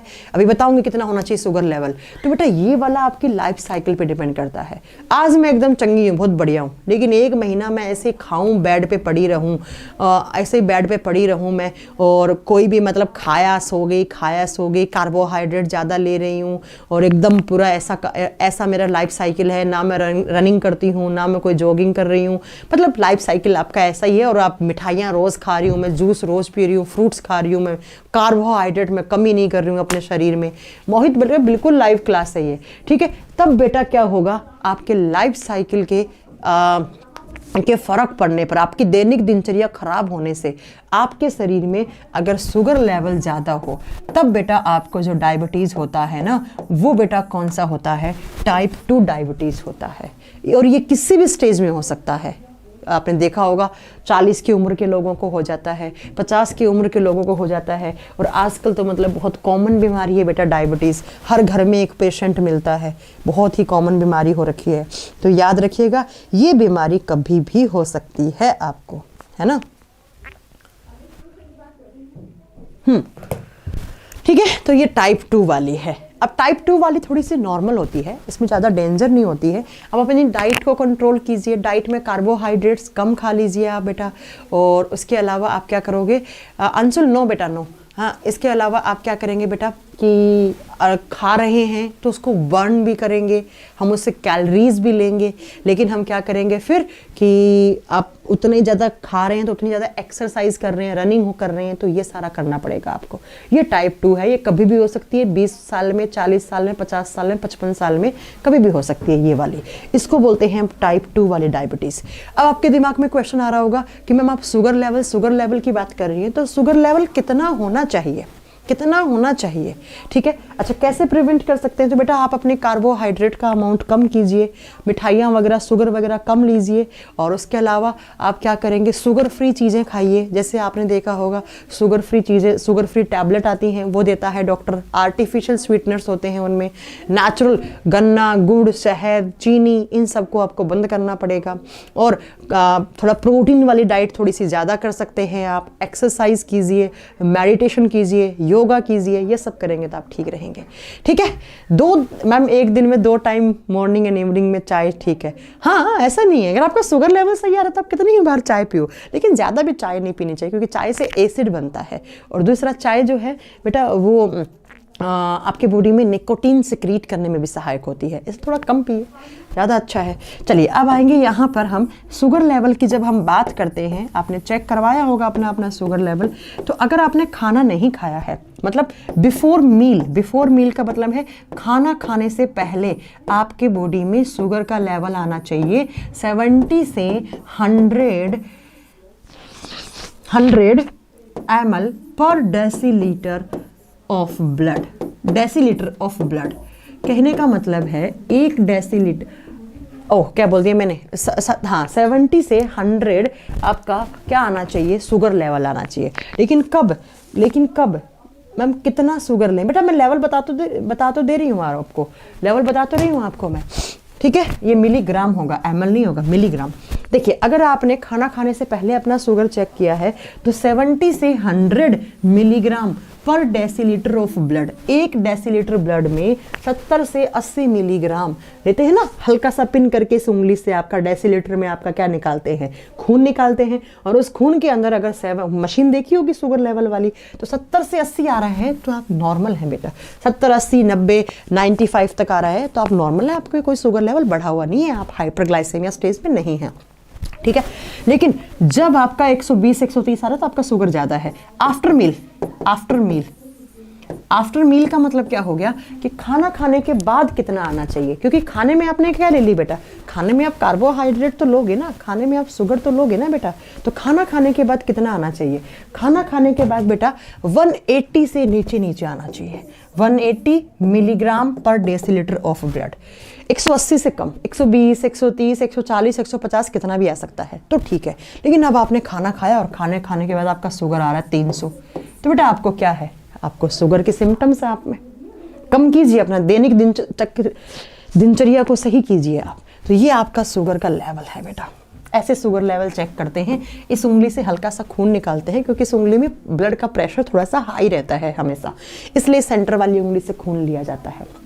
हल्का सा लिया 1 डेसीलीटर और उसमें चेक करते हैं। अगर 70 80 100 आ रहा है तो बिल्कुल ठीक है। आप इससे कम आ रहा है 70 से कम तो आपको हाइपोग्लाइसेमिया हो गया। अभी बताएंगे आपको हाइपोग्लाइसेमिया के बारे में बात करेंगे। और आफ्टर मील 180 190 तक भी ठीक है, लेकिन बेटा 200 से ज़्यादा ऊपर है ना, 200 से ऊपर आ रहा है, फिर आपको खतरा है शुगर का। तो ये होती है डायबिटीज़। तो डायबिटीज़ किस हार्मोन की डेफिशिएंसी से हो सकती है बेटा? अंशुल माइंड के साथ साथ लंग्स को भी इफेक्ट करता है वो, ठीक है। तो बेटा आप क्या बताएंगे कि इंसुलिन की डेफिशिएंसी से हाइपरग्लाइसेमिया एंड हाइपरग्लाइसेमिया से आपका डायबिटीज़ हो जाता है, ठीक है। यहाँ तक की क्लास आपको समझ में आ गई होगी। तो बीटा सेल ने कौन सा हार्मोन रिलीज करा? इंसुलिन। तो इंसुलिन बहुत आपके लिए तो बहुत सही है ना। जिंक मटेरियल वाला अर्जुन, जिसके अंदर जिंक का अमाउंट ज़्यादा है, जिसके अंदर कैल्शियम का अमाउंट ज़्यादा है, उन सबको लेना चाहिए, ठीक है। हो गया। ड्राई फ्रूट्स वगैरह थोड़ा ज़्यादा कर देने चाहिए आपको अपनी डाइट में। अब चलते हैं दूसरी सेल्स पे। दूसरी सेल्स कौन सी हैं बेटा? बीटा सेल्स कंप्लीट हो गई हैं। अब चलेंगे अल्फा सेल पर। मैंने पहले बीटा इसलिए करवाया क्योंकि अगर मैं बीटा करवा दिया तो अब अल्फा आपको बहुत इजीली समझ में आ जाएगा। अब चलते हैं हम अल्फा सेल पे। अल्फा सेल क्या करती हैं? अल्फा सेल भी एक हार्मोन रिलीज करती हैं, जिस हार्मोन को बोलते हैं हम glucagon hormone. Which hormone? Glucagon hormone. Glucagon hormone. Alpha cell ने इंसुलिन रिलीज करा, और बीटा सेल ने इंसुलिन और अल्फा सेल ने ग्लूकागोन हार्मोन रिलीज करा। अब इस ग्लूकागोन हार्मोन के फंक्शंस हम कल की क्लास में कंटिन्यू करेंगे। अब आप अगले 10 मिनट के लिए आपके जो भी डाउट है आप मुझसे पूछ सकते हैं। देखो डाउट आता है, डाउट आना नेचुरल बात है। अगर डाउट आपको नहीं आ रहा है ना, इसका मतलब आप पढ़ाई लिखाई में ध्यान नहीं है आपका। तो अब आप बेटा आप मेरे से कोई भी क्वेश्चन पूछ सकते हैं किसी भी चैप्टर का, लेकिन प्लीज़ प्लीज़ प्लीज़ कोशिश करें कि अगली क्लास से, मतलब कल से जब मैं पढ़ा रही हूँ तब आप मुझे डिस्टर्ब ना करें। अब 10 मिनट मैंने आपको दिए, अभी मेरे पास 50 हुआ है ना, तो अब 10 मिनट में आप बढ़िया से मेरे से कोई भी क्वेश्चन पूछिए, कैसा भी। मैम बस में जब हम ट्रैवल करते हैं तो हमारा सर नीचे होने के कारण हमें वॉमिटिंग जैसा लगता है। बहुत अच्छा क्वेश्चन। चलो क्वेश्चन क्या है एक बार फिर। Should we discuss CAPF 2020 questions? बिल्कुल क्या कहते हैं, अर्जुन प्लीज, है ना, प्लीज। चलिए सुनिए, एक बच्चे का क्वेश्चन था बेटा, हाँ जो भी क्वेश्चन है आप पूछ सकते हो। अब क्या है, अब एक हेल्दी डिस्कशन होगा। जिसने थ्योरी कर ली वो चला जाए, क्लास को छोड़ दे। लेकिन जब आप क्लास के बीच में पूछते हो तब बहुत प्रॉब्लम हो जाती है। मैम 13 जनवरी को NTPC का एग्जाम है, कौन कौन से टॉपिक करके जाएं? बेटा टोटल पढ़ के जाओ निखिल, और 13 जनवरी तक यहाँ तक बेटा, यहाँ तो 4 से 5 चैप्टर हो पाएंगे। तो अब बेटा एक VOD बैच परचेज करते, इससे अच्छा तो आप बायोलॉजी की बुक का नाम 50 बार बता चुकी हूँ, बायोलॉजी वॉल्यूम 1 बाय काजल सिहाग नाम से सर्च करोगे ना फ्लिपकार्ट वगैरह पे, तो वहां पर मिल जाएगी आपको बेटा बायोलॉजी वॉल्यूम 1। ये है मेरी किताब का नाम। अब सुनो यहाँ पर अंशुल, आपका मैंने डाउट ले लिया है। अब सुनो, एक एक बच्चे का हम डाउट लेते हैं। पहले बच्चे का डाउट क्या था? डाउट नंबर 1 ये था कि मैम जब हम बस में ट्रेवल करते हैं तो हमारा सर ऐसे नीचे होता है, खिड़की वड़की से हम नीचे सर करते हैं, तो हमें वॉमिटिंग क्यों आता है? बेटा सुनिए, आपने माउथ में खाना खाया, खाना माउथ का कहाँ जाता है? फूड पाइप में। फूड पाइप से कहाँ जाता है? स्टमक में। स्टमक से स्मॉल इंटेस्टाइन, स्मॉल इंटेस्टाइन से लार्ज इंटेस्टाइन। अब बेटा ये पूरा एक पाइप है, इसको हम एलिमेंट्री कैनाल बोलते हैं। माउथ से लेकर एनस तक के पार्ट को हम एलिमेंट्री कैनाल बोलते हैं। तो एलिमेंट्री कैनाल में एक मूवमेंट होता है, जिस मूवमेंट के थ्रू माउथ का खाना फूड पाइप में, फूड पाइप से पेट में, पेट में से छोटी आंत, बड़ी आंत। कभी आपने सोचा है कि मुंह में खाना खाते हैं और वो पेट में कैसे चला गया? कभी आपने सोचा है ये चीज? तो कैसे जाता है बेटा? ऐसे आपका यहाँ पर माउथ है, मान लीजिए इस माउथ से आपने खाना खाया, तो ये जो गले में यहाँ पर आपका पाइप होता है, माउथ वाला खाना यहाँ आ रहा है, तो इस पाइप के अंदर यहाँ से ऐसे ऐसे ऐसे खाना आपका कहाँ जाता है बेटा? पेट के अंदर जाता है। इस टाइप से यहाँ खाना, तो यहाँ पर जो खाना है, ये खाना आते ही इस फूड पाइप की मसल्स यहाँ से कॉन्ट्रैक्ट करती हैं। कॉन्ट्रैक्ट करने से ये खून यहाँ, ये फूड यहाँ आ जाता है। फिर यहाँ की मसल्स कॉन्ट्रैक्ट करती हैं, ये खाना नीचे और नीचे और नीचे। तो बेटा इस टाइप के मूवमेंट को जो ऐसे ऐसे हो रहा है, ऐसे ऐसे ऐसे ऐसे होता होता आपका खाना इस पाइप के अंदर आगे से आगे जाता है। तो इस मूवमेंट को बोलते हैं हम पेरिस्टालसिस। पेरिस्टालसिस, क्रमाकुंचन, क्रमाकुंचन। तो अगर ऐसे ऐसे आया ना ये पेरिस्टालसिस, तब तो मुंह का खाना पेट, फूड पाइप में, फूड पाइप से पेट में, पेट से छोटी आंत, बड़ी आंत जाता है बेटा। लेकिन आप जब किसी बस वगैरह में होते हैं और आपने तुरंत खाना खा के बैठ के आप बस में बैठ गए, जो खाना आपके पेट में आया है, जब ये पेरिस्टालसिस मूवमेंट, आप ऐसे सर वर नीचे कर लेते हैं बस में, चलती हुई बस में, तो ये पेरिस्टालसिस मूवमेंट उल्टा होने लग जाता है। ऐसे ऐसे ऐसे हो रहा था, कैसे? ऐसे। अब क्या होगा? ऐसे उल्टा। तो बेटा जब उल्टा होता है तो पेट का खाना मुंह में आएगा और मुंह से आपका ये नाक वाले फेरिंग से होता हुआ कुछ नाक से निकलेगा, कुछ मुंह से निकलेगा, और आपको क्या हो जाएगी? वोमिटिंग हो जाएगी। ठीक है? जिस बच्चे ने मुझसे क्वेश्चन पूछा था, आई थिंक मैंने आपका डाउट क्लियर कर दिया है। ठीक है? मैंने बोला बेटा क्या, है ना, क्या कि जब पेरिस्टालसिस मूवमेंट सीधा होता है बेटा, तब तो यहाँ का खाना पेट में, पेट से छोटी आंत, बड़ी आंत में। ठीक है? लेकिन जब ये उल्टा होगा तो पेट से आपका फूड पाइप से होता हुआ इस फेरिंग से ये कॉमन पैसेज होता है, तो कुछ नाक से देखा होगा ना, कभी आपने वॉमिटिंग की होगी तो नाक से भी निकलता है थोड़ा बहुत फूड। क्यों? क्योंकि ये फेरिंग्स वाले एरिया से होता हुआ नोज से और कुछ माउथ से, तो वॉमिटिंग हो जाती है। ठीक है? अब एक बच्चे ने क्वेश्चन पूछा है 4D डिजीज किस विटामिन की कमी से होती है? बेटा आप क्या सो रहे थे जब मैं आपको विटामिन वाला चैप्टर करवा रही थी? तब बेटा मैंने साफ साफ बताया था कि 4D डिजीज विटामिन B3 की कमी से होती है। कहाँ चले गए थे तुम? कहाँ चले गए थे? D3 की कमी से। एक बच्चे का क्वेश्चन है मैम प्रोटीन ज़्यादा खाने से लीवर पर इफेक्ट पड़ता है या किडनी पर? बोथ। प्रोटीन जब ज़्यादा लोगे तो बेटा प्रोटीन अमोनिया यूरिक एसिड और आपका यूरिया में बदल जाते हैं, तो लीवर भी खराब होगा उससे और आपका किडनी भी। बोथ आंसर होगा अर्जुन, अंशुल सॉरी। उसके अलावा एक बच्चे ने मुझसे पूछा है स्टेरॉइड क्या होता है? बेटा आपका आंसर, थोड़ी देर के लिए रुकिए आप, 1 से 2 क्लास के बाद स्टेरॉइड पे आऊंगी, तब मैं आपको बताऊंगी। धीरज आपको बेटा उस दिन बताऊंगी तो आपको बहुत अच्छा समझ में आएगा। मैम काउंट्रैक्ट हार्मोन का क्या मतलब है? एक हार्मोन जो काम करता है उसका जस्ट अपोजिट दूसरा हार्मोन काम करता है, तो बेटा उसको काउंट्रैक्ट हार्मोन कहा जाता है। What do you mean by systole? बेटा सिस्टोलिक एंड डायस्टोलिक 2 प्रेशर होते हैं, जिसको कॉमन भाषा में आप BP ब्लड प्रेशर बोलते हैं। सिस्टोलिक एंड डायस्टोलिक वो प्रेशर है जिसको हम बीपी बोलते हैं बेटा, ब्लड प्रेशर। ऊपर वाली वैल्यू बीपी कितना होना चाहिए, 120/80 mmHg बेटा, इसको बोला जाता है सिस्टोलिक प्रेशर और नीचे वाले को कहा जाता है डायस्टोलिक। सब पढ़ाऊंगी, इसके बाद ब्लड वाला ही चैप्टर स्टार्ट करूंगी, तब सब पढ़ाऊंगी तुम लोगों को, घबराने की जरूरत ही नहीं है। ठीक है, किसने पूछा मैंने what you mean by systolic, बेटा सिस्टोलिक का मीन होता है बीपी का ऊपर वाला वैल्यू 120। वर्क ऑफ लिम्फोसाइट बेटा, इम्यूनिटी देना बता चुकी हूँ कब से। अंशुल कह रहे हैं केमिस्ट्री कब से स्टार्ट होगी। ओ भगवान, अभी तो समझाया 1 घंटे, मैंने इसका रिप्लाई मैं नहीं कर सकती। क्या बोला है, हेटेरोसाइक्लिक एरोमेटिक कंपाउंड बेटा, ये केमिस्ट्री का चैप्टर है। जब मैं हाइड्रोकार्बन करवाती हूँ तो वहाँ पर मैंने एरोमेटिक कंपाउंड के बारे में बताती हूँ, तो ये बायोलॉजी की क्लास है। I am sorry Arjun. Next है नोट्स दीजिएगा, बिल्कुल दूंगी, एंडोक्राइन सिस्टम के। और पूछिए मैम थायराइड ग्लैंड के साथ कौन सी ग्लैंड होती है, पैराथायराइड। गिरधारी लाल, आप क्लास में शायद लेट आए हैं, मैंने पहले ही बता चुकी हूँ, थायराइड के किनारों पर पैराथायराइड होती है। नेक्स्ट बेटा, शुरू से क्लास कहाँ मिलेगा बेटा, इसी बैच में है शुरू से क्लास, आप देख लीजिए। शुरू से एक दिन बैठिए, पीछे के क्लास खत्म कर दीजिए सारी देखकर। ठीक है, ओके अंशुल, बार बार सॉरी ना बोलें। मैम इंसुलिन में जिंक क्या करता है, जिंक के फॉर्मेशन में सहायक होता है, जिंक के निर्माण में कार्य करता है बेटा इंसुलिन। जैसे कैल्शियम, कैल्शियम क्या करता है बेटा, कैल्शियम हड्डियों के निर्माण में सहायक होता है। मैम आप अपना बेस्ट देती हैं, बस कोशिश करते हैं बेटा, हर टीचर अपना बेस्ट देता है। Hormone which control heart beat बेटा, कल की क्लास में आएगा Arjun, adrenaline hormone controls on heart beat, कल पढ़ाऊंगी आपको adrenaline, and second one is thyroxine hormone. Next, Kumar Abhishek कह रहे हैं केमिस्ट्री की क्लास नहीं होती है, मैं इसका रिप्लाई नहीं कर सकती, आई एम नॉट।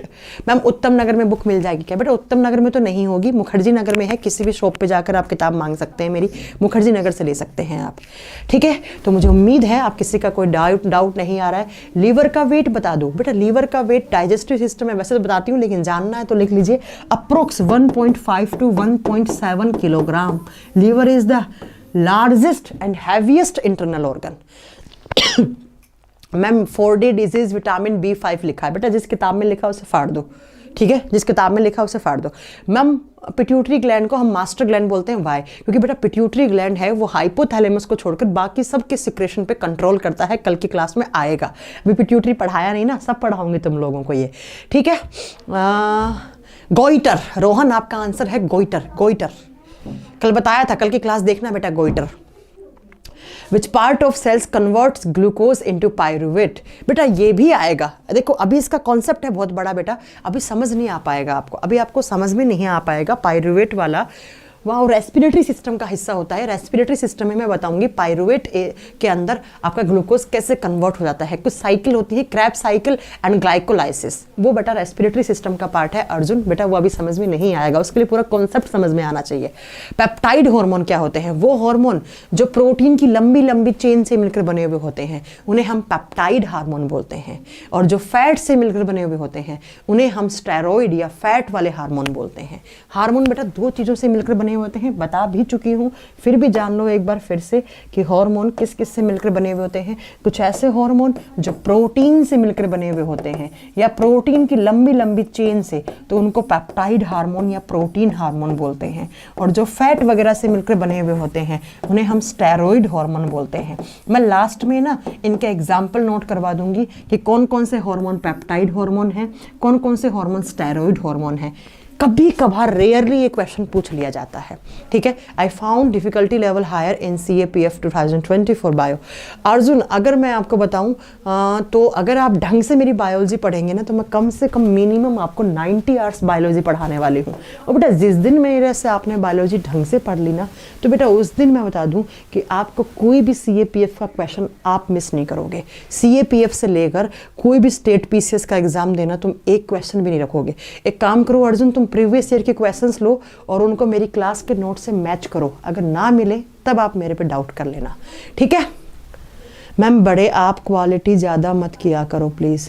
किसकी क्वालिटी मुझे नहीं पता, आई डोंट नो आप किसकी क्वालिटी बोल रहे हो। Green glands, Arjun Prajapati, green glands हम में नहीं होती हैं। ग्रीन ग्लैंड्स एक्सक्रीटरी सिस्टम का पार्ट होता है, वो मैं बताऊंगी आपको जब एनिमल किंगडम करवाऊंगी तब। हम लोगों में ग्रीन ग्लैंड्स नहीं होती हैं। नेक्स्ट है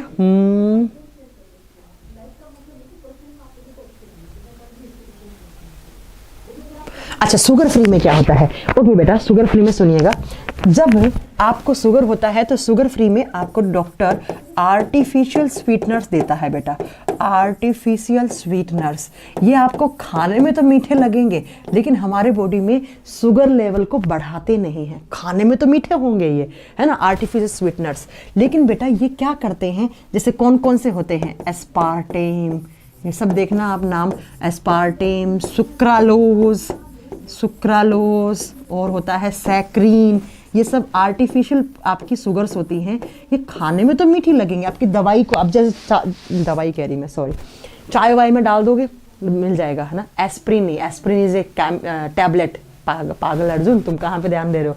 ठीक है, अब सुनिएगा यहाँ पर कि क्या होता है, ये चीज़ें आपको मीठापन तो देंगी चीज़ों में, लेकिन इनसे शुगर लेवल नहीं बढ़ता है। क्यों नहीं बढ़ता है? क्योंकि बेटा इनका हमारे बॉडी में मेटाबॉलिज्म नहीं होता है, और जिस चीज़ का मेटाबॉलिज्म हुआ ही नहीं है तो बेटा उससे ना तो आपको एनर्जी मिलेगी, ना तो इनसे आपको कैलोरीज मिलती हैं, ना तो इनमें ऊर्जा होती है, और ना ही आपका इनसे शुगर लेवल बढ़ेगा। इसलिए डॉक्टर छोटी छोटी टैबलेट देता है, खाने को मीठा कर देगा, लेकिन बेटा ना तो उसका मेटाबॉलिज्म होगा, उसका उपापचयन नहीं होगा, इसलिए बेटा ना ही तो कैलोरीज होंगी ना शुगर। विश्वजीत कुमार, बेटा B7 एंड B5, और बेटा विटामिन की कमी से बाल सफ़ेद नहीं होते हैं। आपके बॉडी के अंदर जब प्रोटीन की कमी होने लग जाती है ना आपके बालों के अंदर, आपके बालों के अंदर दूसरा एक पिगमेंट होता है मिलानिन, उसकी कमी हो जाती है, तब भी आपके बाल सफ़ेद हो जाते हैं। ठीक है बेटा, तो याद रखिएगा कि डायबिटीज़ के पेशेंट को जो आर्टिफिशियल स्वीटनर्स देते हैं, जैसे एस्पार्टेम, जैसे सुक्रालोज, जैसे सैक्रीन, इनका मेटाबॉलिज्म नहीं होता, बस मीठापन आती है, मीठापन देते हैं, इसलिए बेटा कैलोरीज भी नहीं मिलेंगी और इनसे शुगर लेवल भी नहीं बढ़ता है। ठीक है, डेक्स्ट्रोज हॉस्पिटल्स में देते हैं। डेक्स्ट्रोज इजीली आपके खून के अंदर डिसॉल्व हो जाती है। जो आपको ड्रिप चढ़ता है ना, जिसको हम ग्लूकोज बोलते हैं, बेसिकली वो ग्लूकोज नहीं, वो डेक्स्ट्रोज होता है, वो हॉस्पिटल्स में काम में लेते हैं। नेक्स्ट, नो वन, कोई डाउट नहीं है, खत्म। चलो कोई बात नहीं। और आप सबको मेरी तरफ से मैरी क्रिसमस, और आप सब खुश रहिए। और टीथ येलो क्यों हो जाता है? टीथ के ऊपर जब बेटा क्या कहते हैं आपके दांतों में कैल्शियम वगैरह की कमी होती है तब भी हो जाता है, और दूसरा आपके प्रॉपर ब्रश वगैरह ना करने से बैक्टीरियल इन्फेक्शन होने से भी हो जाता है। नेक्स्ट, हो गया? ओके, चलिए आप सबको मेरी तरफ से मैरी क्रिसमस। और मैरी क्रिसमस के अलावा कल बहुत बड़ा तुलसी पूजन दिवस भी है, तो आप सब तुलसी मैया की पूजा करें और आपकी सारी विशेष आपकी सच हो जाएं। ठीक है, ओके, चलिए, थैंक यू सो मच, मिलते हैं कल। और मुझे उम्मीद है कि तुम लोग ऐसे ही पढ़ोगे और बहुत अच्छे रहिए, खुश रहिए, बढ़िया रहिए अपने लाइफ में। मैम नेल वाइट क्यों हो जाते हैं बेटा? Because of deficiency of calcium, deficiency of calcium. Merry Christmas.